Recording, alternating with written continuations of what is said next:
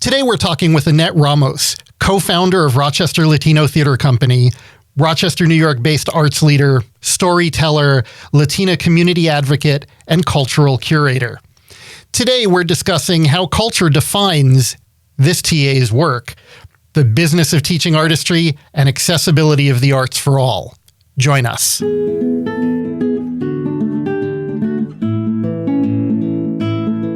Hi, I'm Larry Moss, and I'd like to welcome you to Brush with Knowledge.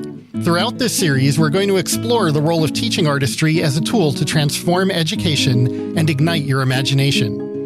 In each episode, we'll highlight the work of a different teaching artist and offer ideas that you can use in your own classrooms, meetings, and even the larger communities you serve and live in. Welcome, Annette. Thanks for joining me today. Wonderful to be here, Larry. Thank you for having me. So, by way of introducing you to the audience, your cultural heritage is a big part of your teaching artist practice. I'd love for you to describe yourself. So it really evolved out of a community need. I was living in Los Angeles and part of the National Organization of Women. We noticed that out of 200 women, there were only 3 Latinas in our community who were actively engaged in women's advocacy. And when we looked within the Chicano community, we realized that many women couldn't participate in women's advocacy because their needs were a container of milk, a loaf of bread, and a dozen eggs. And so childcare became critical, and that is how the Latina storyteller was born. Bilingual storytelling, and I come from a family of women storytellers. Fondest memories of my grandmother in the Bronx on her fire escape, telling me the stories of how things came to be on the island of Puerto Rico. And that is how I became the Latina storyteller. So even today, do all of your stories have that cultural component? Absolutely, they do. Specifically related to my teaching artist work within the school districts and within libraries and community centers, I would say that my adult storytelling really still references my culture, but the identity around women's issues and Latina women issues would be the predominant factor. But always bilingual, perhaps with an accent here and there, and certainly in regards to family, culture, and traditions. Now, you mentioned being bilingual. Language is a big part of culture. And teaching artists communicate ideas through the language of their medium. Mm-hmm. In your case, that medium is words. How often do you use that bilingual piece in your storytelling?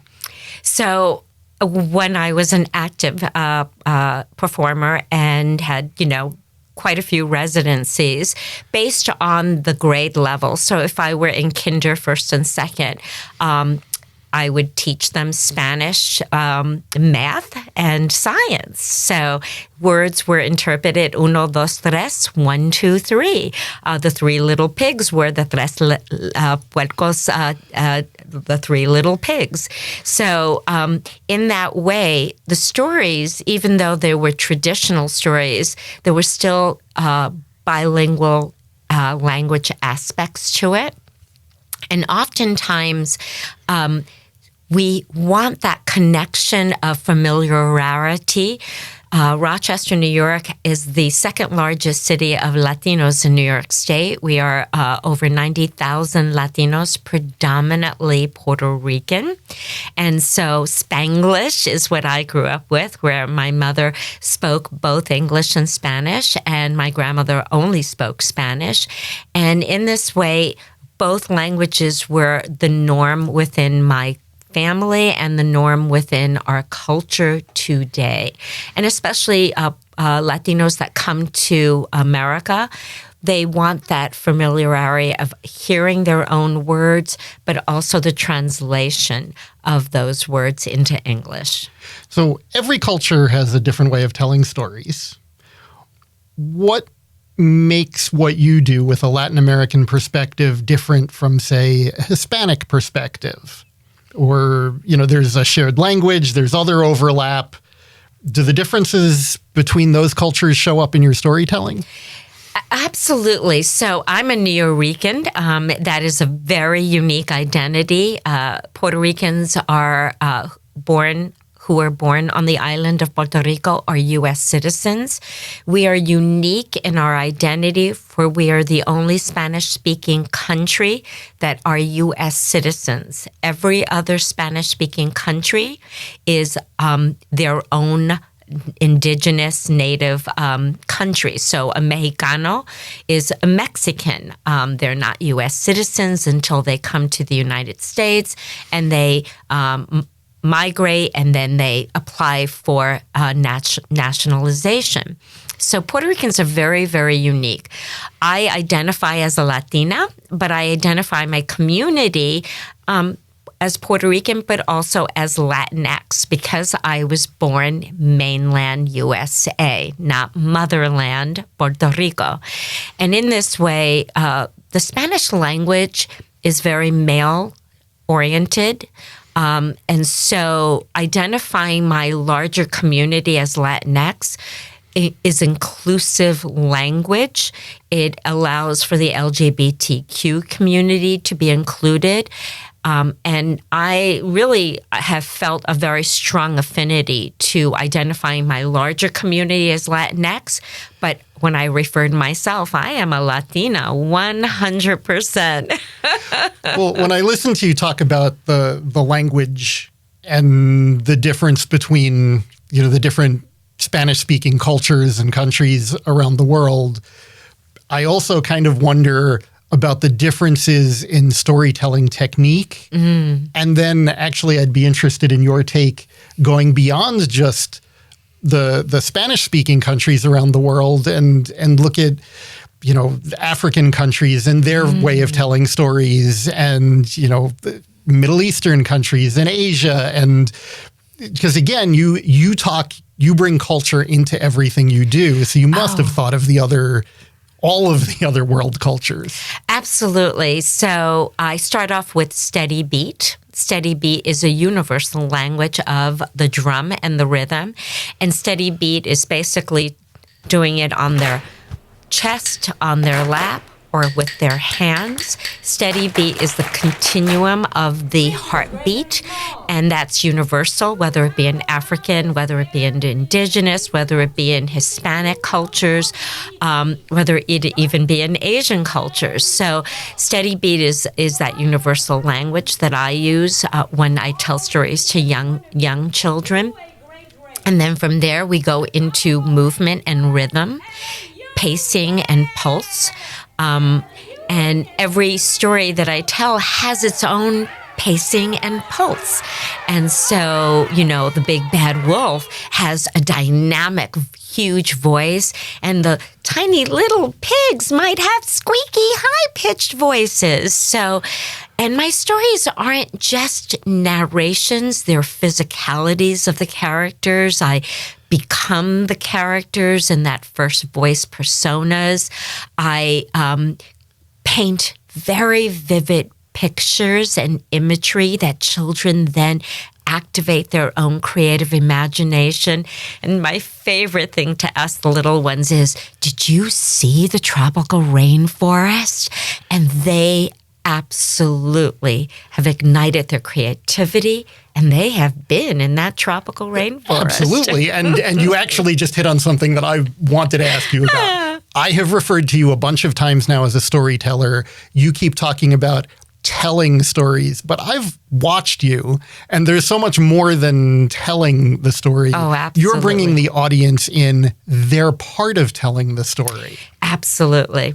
So I want you to talk about that, the things you do, the techniques to draw them in and make them part of the telling rather than your telling. One of my favorite stories is the story of the coqui frog, which is the actual indigenous animal of Puerto Rico. It is the iconic image of the tiniest little frog who has the loudest huge voice, and it sings and resonates every single night on the island of Puerto Rico when the sun sets. So the story of the coqui frog and how it got its voice, there are all these animals that compete in a race. So all of a sudden, the children become the butterfly, la mariposa, who admires her own beauty, or the iguana, who just likes to eat and eat and eat, and he's so fast he doesn't even care to practice or work out, or the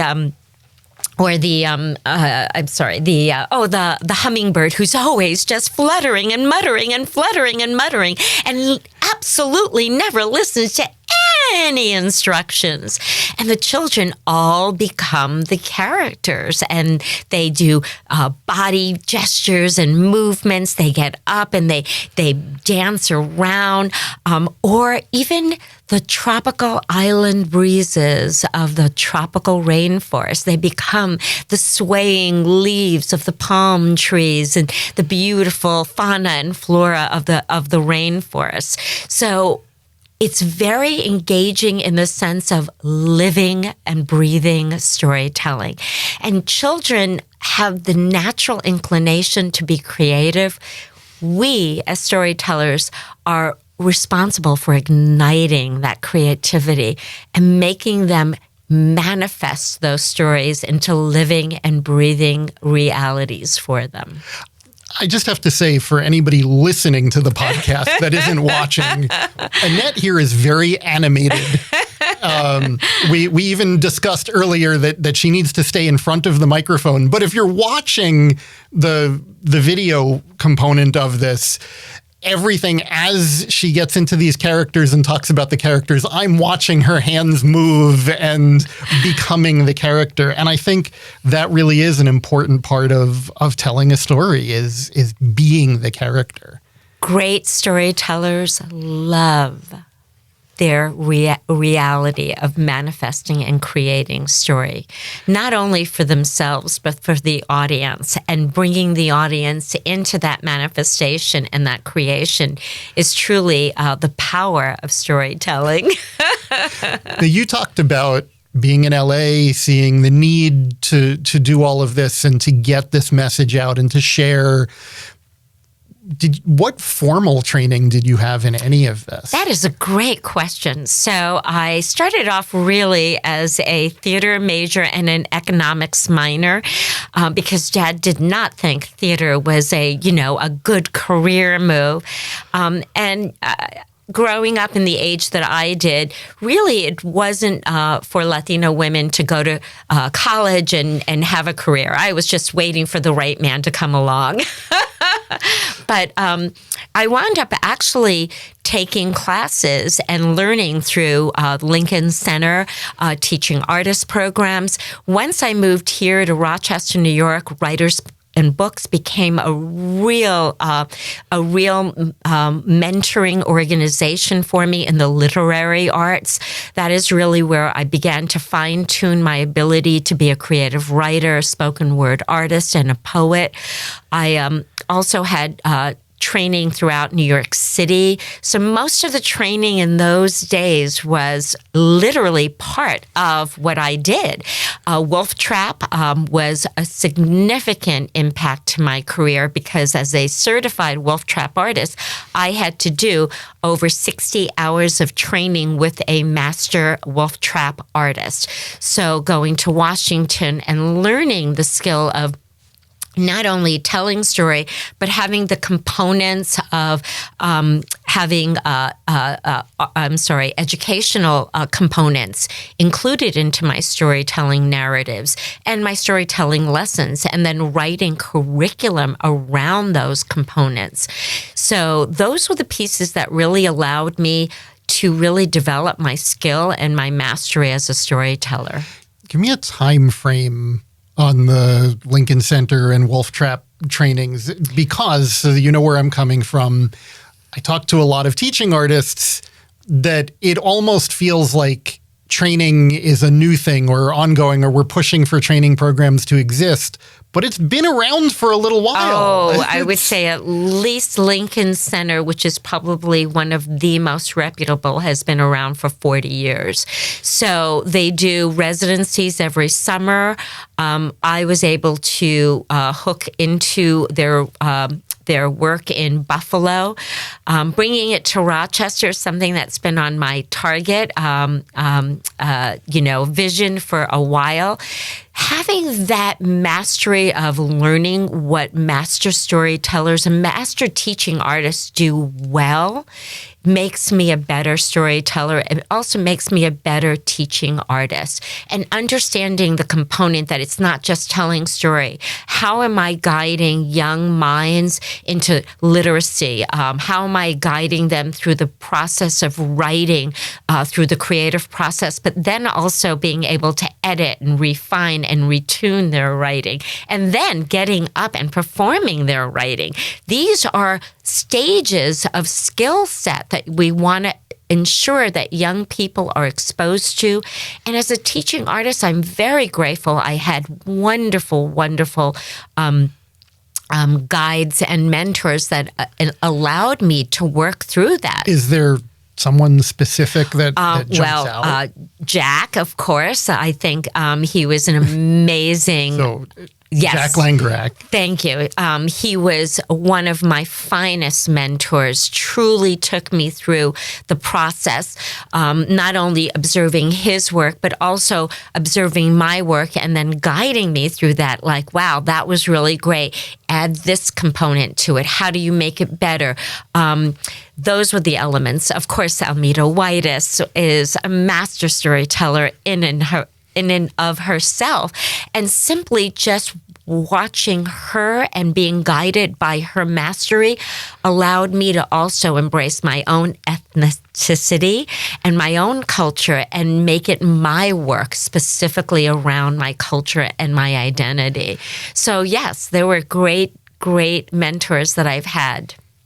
And the two people that you named there are two that I'm with you. I got so much out of the two of them, and I still do, keeping in touch with them every opportunity I can. Almeda is somebody that I fully intend to bring on this podcast also. But I want you to let's go further back. Oh.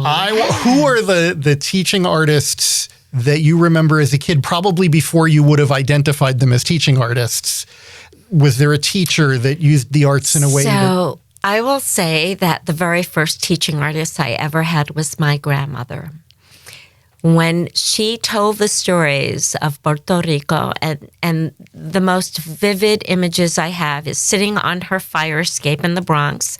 She lived, in a projects, and she would pull out the pillows, and we would look up at the sky, and she would tell me the stories of how things came to be in Puerto Rico. And it wasn't just the telling; she would really paint these beautiful, beautiful images. Predominantly in Spanish, throwing in a few English words so my little, girl brain could understand it. For me, that was the true essence and flavor of storytelling. But she was also doing something else. She was passing down tradition. And tradition of culture and pride of culture was so instilled in me by her narrations and her story nights that I couldn't go to sleep without her telling me a story. And so I would say that was the first one. And then the second was, I would say, Miriam Colon and the Puerto Rican Traveling Theater. Seeing a brown-skinned Latina woman speak Spanish and English and tell stories and perform and act, basements of churches and rec centers in the Bronx. I didn't know that I could be in those places too until I saw Miriam Colon be in those places. So maybe I did that a little backwards. I asked you to name these teaching artists, and that's amazing. I love the answers you gave. But maybe the question that should have come before that is, how do you define a teaching artist? Because I just said, tell me about them. Yes. And this is an important question to me. It's one that I ask every person that I talk to here, because we need to continue to refine that definition. Absolutely. And thank you, Larry, for really wanting the clarity of what I define as a teaching artist. So for me, a teaching artist is someone who's mastered an art form in whatever capacity they have acquired to that skill level that allows them to now teach and work with young children. And that there are two separate skills there. You have to be a master of your art. And by the way, that is a continuous process, a lifetime, as you and I just shared. I'm going to be doing a dance intensive with Push Physical Theater this summer because I want to be able to advance my work as a storyteller. And because I'm very much in my body and my characters live through my emotive process, I want to be agile and flexible and still be able to reach certain heights of animation and storytelling narrative. So continuous process to be a master storyteller or master artist in any art form. That's one. Continuous process, lifelong work.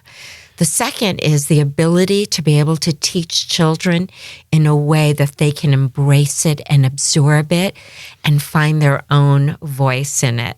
I often give my young children a basis. Okay, we're going to write I am stories today or I am poems. And then I always have one little kid that raises their hand and says, can I? And I go, yes, you can. Because that child is thinking outside of a box. That child is thinking beyond the structure of something.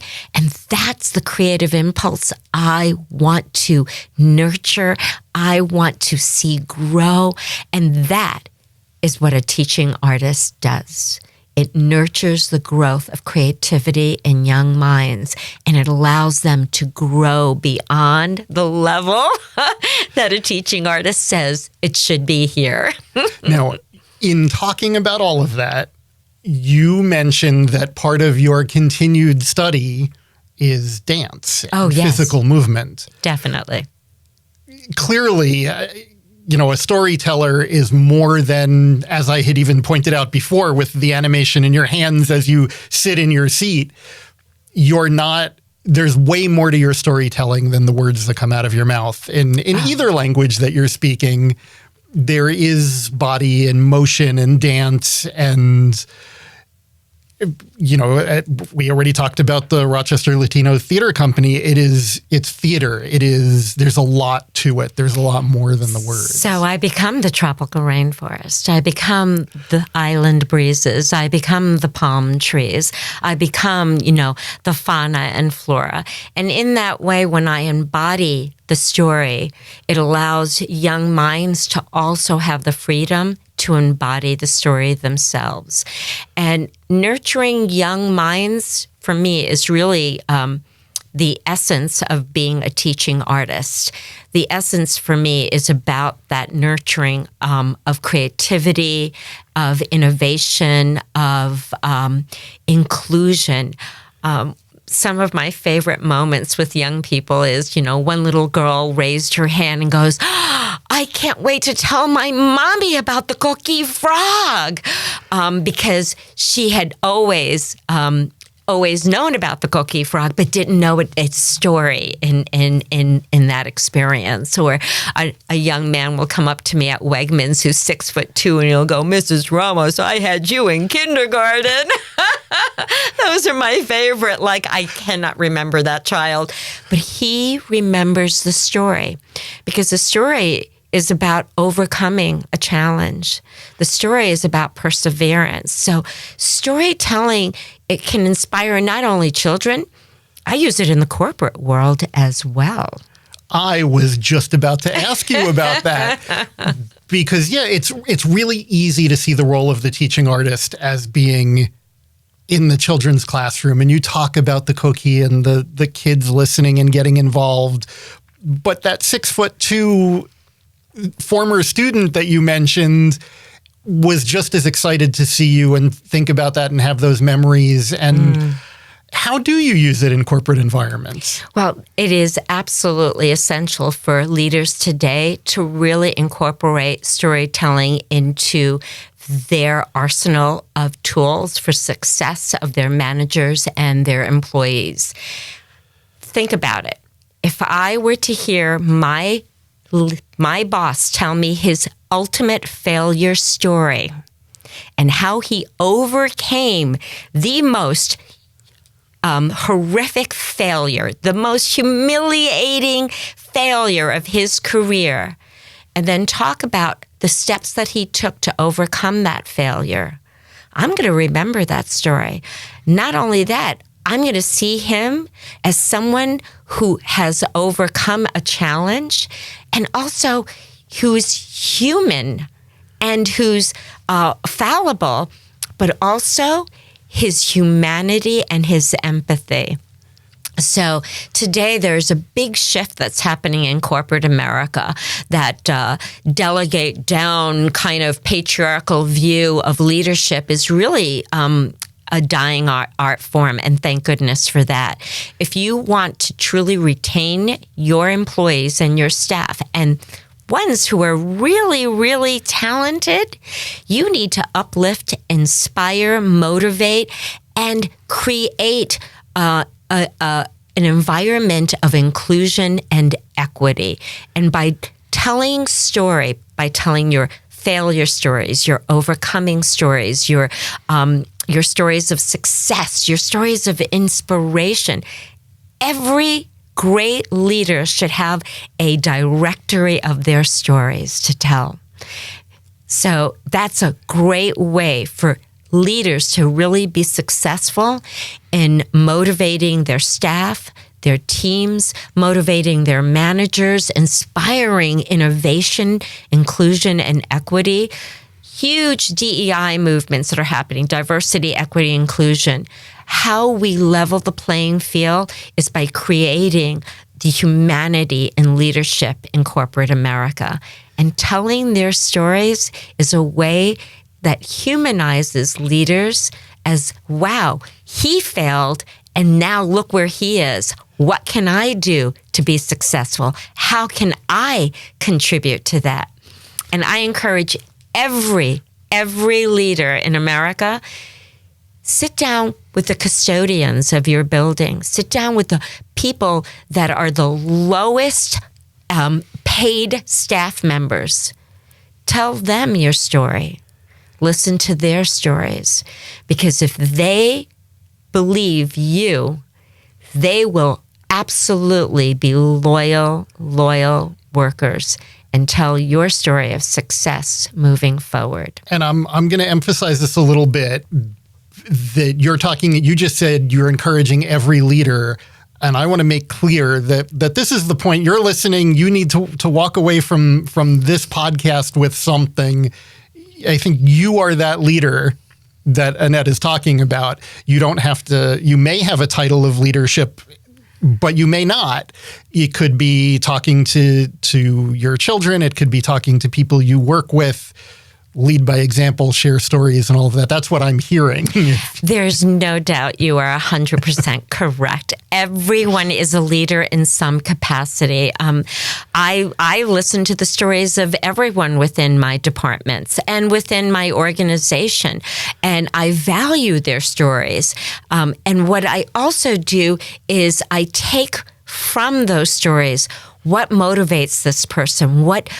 How can I support and nurture their growth, their ability to envision a better future for themselves? We're all leaders in some capacity. It's a matter of celebrating our stories and telling our stories with integrity, with kindness, with love and compassion, and also listening to people's stories with the same level of integrity, compassion, and love. I want to step back. We talked about the definition of teaching artistry, and I thought you did a phenomenal job of laying that out and what what that is, one of the reasons that I am pushing for that greater definition and refining it is because I think with greater definitions of what we are doing and what we are accomplishing, there are opportunities for better funding. And I know that is also something you are passionate about, funding the arts, doing things for the community, and artists being rewarded for what they do for the community. So, Larry, we have been on the same army of equity and inclusion on that. Oftentimes, the artist or the teaching artist is not seen as a valued asset to a community, where sort of the arts is like, it's like icing on the cake. It's the extra frill.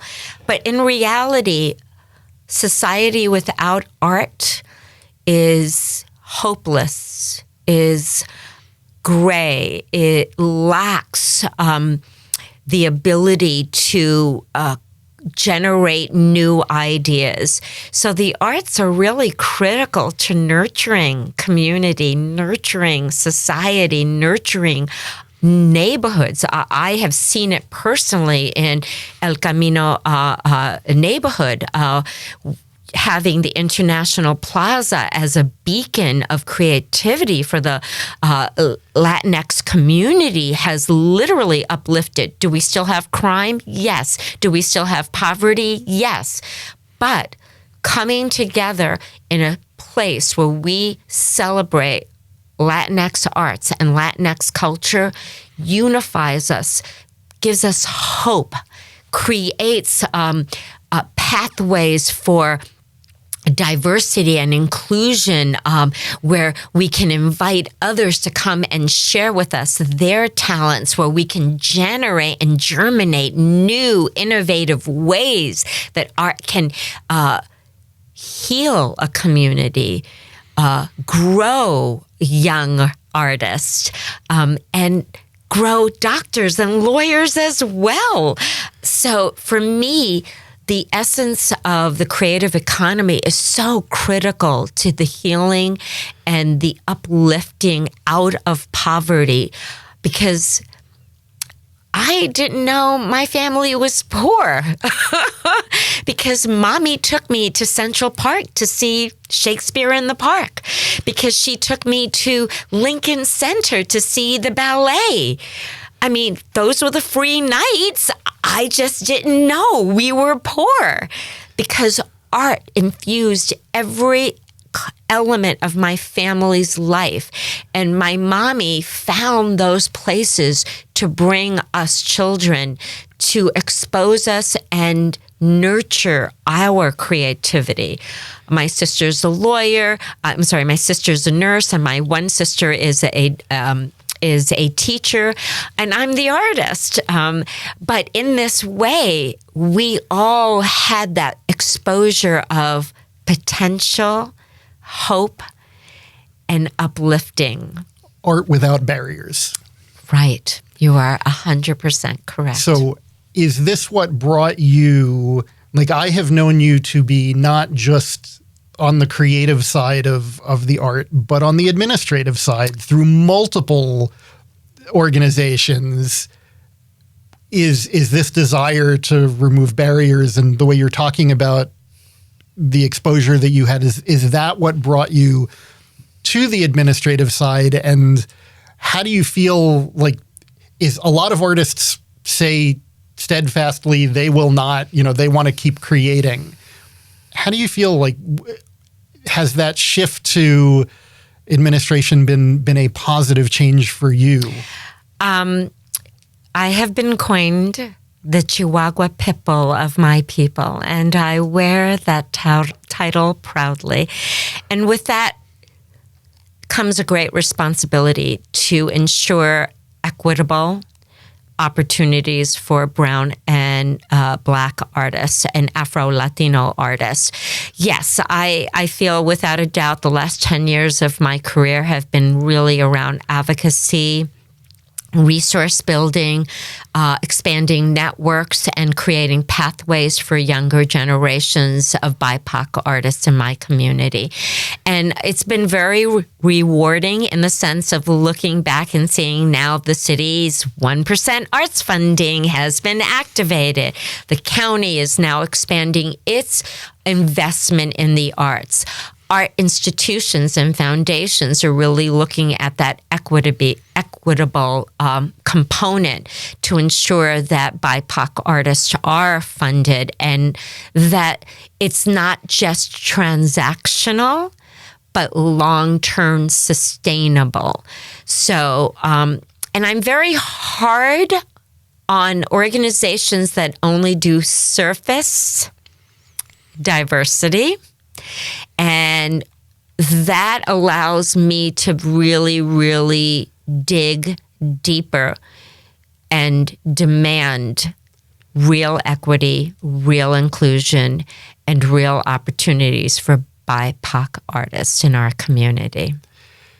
So when we look at teaching artistry as a profession, what needs to happen, either on the education side or just open-ended, what needs to happen in the teaching artist world for us to see the change that you're talking about? What would you like to implement? What, if you had the ability to wave a wand? And so I think COVID, post-COVID has been a true challenge for.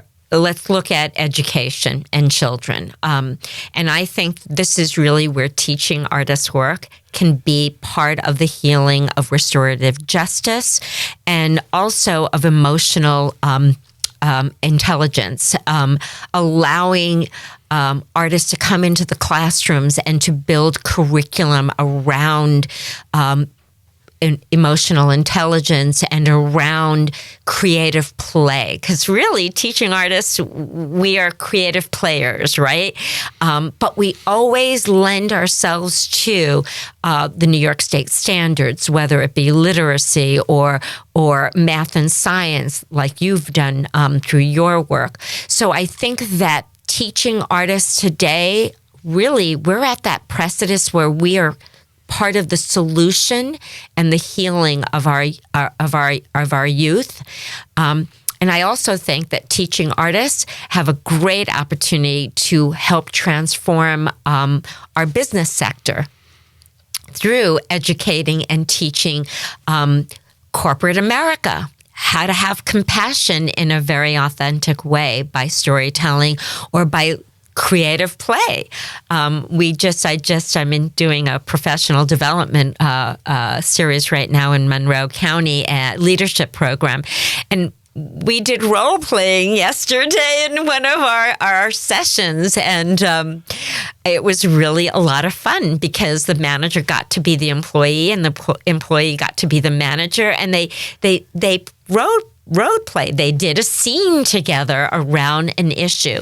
So I think there are ways that teaching artistry, the industry itself, needs to see itself as a valued aspect to the community and also be uplifted through funding.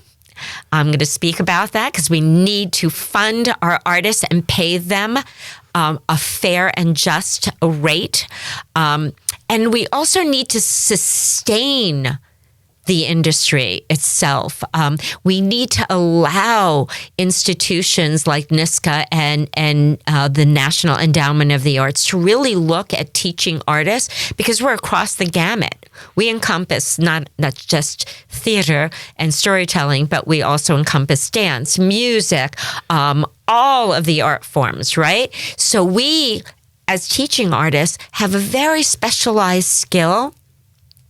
Taking that and really looking at where can we uplift teaching artists in all the art forms will allow our communities to heal through this pandemic of isolation and disconnection. And I think funding it and ensuring that it has sustainable funding for long-term impact is really the way it needs to go. Okay. So let's say this magical funding appears. Yes. Yay. I like that. How most teaching artists are individuals, small businesses. Do you have any tips that you can offer for the teaching artist looking to get funded? Where to look, who to ask, what to show? So in Rochester, New York, we have several emerging art organizations. I would say join an organization. Teaching Artist Rocks. There are substantial ways that communities are emerging out of the need to do that. I would say also look at what's missing in your community and how you can contribute to your community as well. The rec centers are a great place to check out and say, hey, I have this great music program that I do with ukuleles, and kids learn, the basics, elementals of math and science through this work. Promoting themselves is one really good way. Connecting to an organization, even if it's grassroots, is another way for us to build and scaffold our ability, but also marketing, advertising, and promoting is done in these emerging art organizations. So I think there's opportunities out there. It's a matter of just connecting with those organizations and getting involved and finding ways to get the work. You and I did this 30 years ago. I joined Writers and Books. That was one of the very first organizations that I worked under. And I wrote a very simple bilingual poetry workshop. And they hired me. And 10 years later, I won the Pencil Award. And I went on to actually do quite a lot of work through Writers and Books. So, the way of young audiences doesn't exist anymore. The way of an arts and cultural council is yet to emerge, So I say start small, connect, collaborate, and work with those emerging art organizations that are grassroots, but really, really finding their power and uplifting teaching artists. It's not just the arts organizations that are creating the art and generating those small opportunities, but probably also, you mentioned an arts council, and anybody should look locally to see where their arts councils are and have conversations with the folks there. I've certainly found that everybody everywhere wants to talk. There's no reason not to reach out, to be afraid that, who am I, a little guy, and not to put words in your mouth. Another piece is I looked at New York City and what were the opportunities for professional development in New York City and opportunities for me to collaborate and connect with artists in New York City. It allowed me to garner greater resources, new skills. And I also was able to bring back some of those resources and skills here. So there are definitely, without a doubt, those pieces, yeah. So what I'd like to end on, what is a dream project of yours? It could be artistic. It could be in bringing the arts on the administrative side, just open-ended. What would you like to see to do? I'm going to be very ethnocentric. A Latino Arts and Cultural Center is a vision that I am still holding steadfast to. We have a very active and robust committee that has been working vigilantly for the last 5 years together. We are part of the Latino Roundtable. We actually have written goals and guidelines for inclusion and equity, and we just actually reviewed them this past week, and we're very pleased to see that we have uplifted our Latinx artists. Many of us now serve on boards in major art institutions because that's power and that's a pathway also to inclusion and equity. We've written a few grants and we've gotten funding. So we have some great art projects coming up in 2024 and 2025 that are bilingual, and we are really mentoring the next generation of Latinx artists. So for me, the legacy I want to leave, and I'll always own a home in Rochester, New York, but I want to be able to rest on the success of a Latino arts and cultural center that really is the hub of Latinx arts and culture in Rochester, New York. Fantastic. Well, Annette, thank you so much for doing this with me. I always look forward to more projects with you and hope we get to do something again soon. Thank you, Larry. Wonderful to be here and talk about arts and culture and teaching artists. So thank you for having me. To learn more about everyone on our program, follow the links in the show notes and at brushwithknowledge.com. This podcast has been launched with funding from Genesee Valley Council on the Arts and the New York State Council on the Arts. Recording has been done at Rockvox Recording and Production. To learn how you can help support the creation of future episodes, please follow links in the show notes or visit brushwithknowledge.com.